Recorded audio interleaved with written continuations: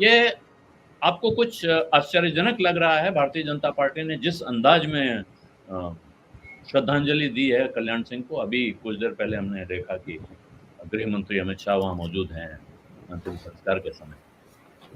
अगर इतना सम्मान था, इतना दबदबा था, तो कल्याण सिंह अभी दिख क्यों नहीं रहे थे?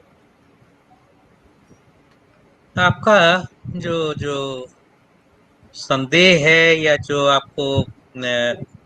आपका जो बयान है वो किसी हद तक मैं उससे सहमत हूँ कि कल्याण सिंह 1999 में मुख्यमंत्री थे आखिरी बार।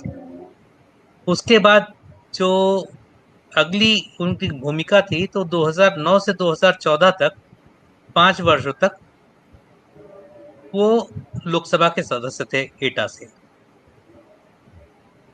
और उसके बाद 2014 के बाद वो 5 वर्षों तक राज्यपाल रहे राजस्थान के।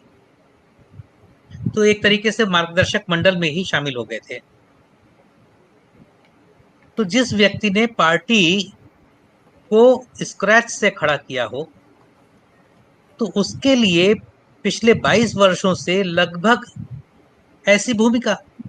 और आश्चर्य की बात यह है कि जो लोग आज उनकी तारीफ में कसीदे पढ़ रहे हैं, आंसू बहा रहे हैं, वही लोग तो 1997 से लेकर 1999 तक जब वो मुख्यमंत्री थे तो हर 2-3 महीने पर या तो वे खुद या उनके समर्थक करीब 15-20 विधायकों का एक गुट लखनऊ से दिल्ली आता था, सभी वरिष्ठ नेताओं से मिलता था, कहता था कि कल्याण सिंह को हटाया जाए क्योंकि बहुत डिक्टेटरशिप तानाशाही रवैया है, किसी से बातचीत नहीं करते हैं, मनमानी कर रहे हैं और ऐसे व्यक्ति को हटाया जाना चाहिए।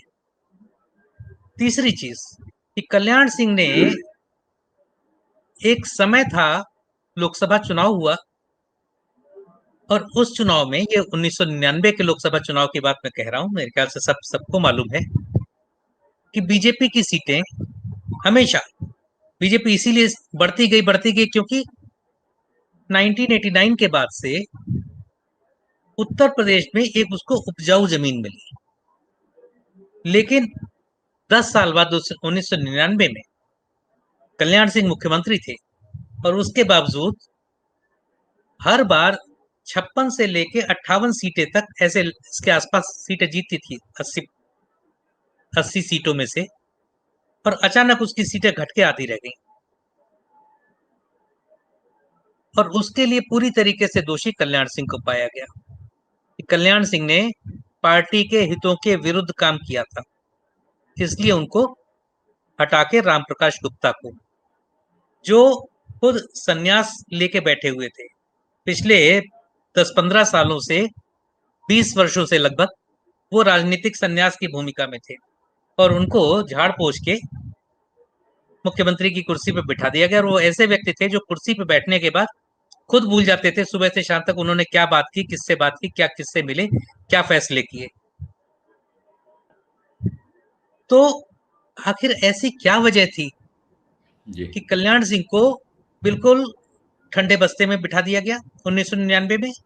वो ऐसे रेबल की भूमिका में आ गए और फिर उसके बाद 2013 में दोबारा उनको पार्टी में लाया गया और पार्टी में लाके फिर उनको उनके उनके उनके अनुभव का इस्तेमाल किया गया। और मेरा मानना है, और मेरी बीजेपी के नेताओं से भी बात हुई कि 2014 में जो परिणाम आए, हम्म। 80 में से 73 सीटें बीजेपी की ने जो जीती, उसमें एक भूमिका कल्याण सिंह की हुई थी। हालांकि उनका ड्यू उनको कभी नहीं मिला, इस चुनाव में भी उनका जो ड्यू था वो उनको नहीं मिला। सारा का सारा श्रेय अमित शाह की रणनीति और प्रधानमंत्री नरेंद्र मोदी की लोकप्रियता को, उनके भाषण भाषण की कला को मिला।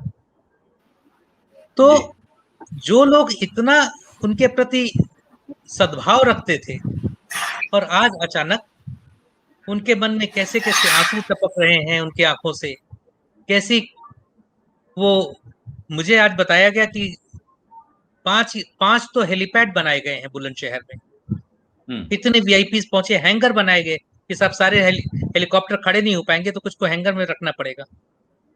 तो इतने वीआईपीज पहुंचे और इतनी, अगर इतना ही लोगों को कल्याण सिंह को अगर कोई श्रेय देना था, और लोग सभी कहते हैं कि सब राम जन्मभूमि कार्यक्रम में उनकी एक बड़ी भूमिका थी, और उन्होंने अपनी सरकार कुर्बान कर दी, और ये भी कहते हैं तो सरकार ने घोषणा भी कर दी आधिकारिक रूप से कि सब राम जन्मभूमि मंदिर तक जाने वाला रास्ता कल्याण सिंह मार्ग कहलाएगा। तो अगर इतनी ही उनकी भूमिका थी, तो जो अभी शिलान्यास हुआ था, जो अभी नींव रखी गई, प्रधानमंत्री नरेंद्र मोदी ने रखी थी, तो उसमें उनको आमंत्रित भी नहीं किया गया था। सत्य हिंदी का ऐप डाउनलोड करें गूगल प्ले स्टोर पर।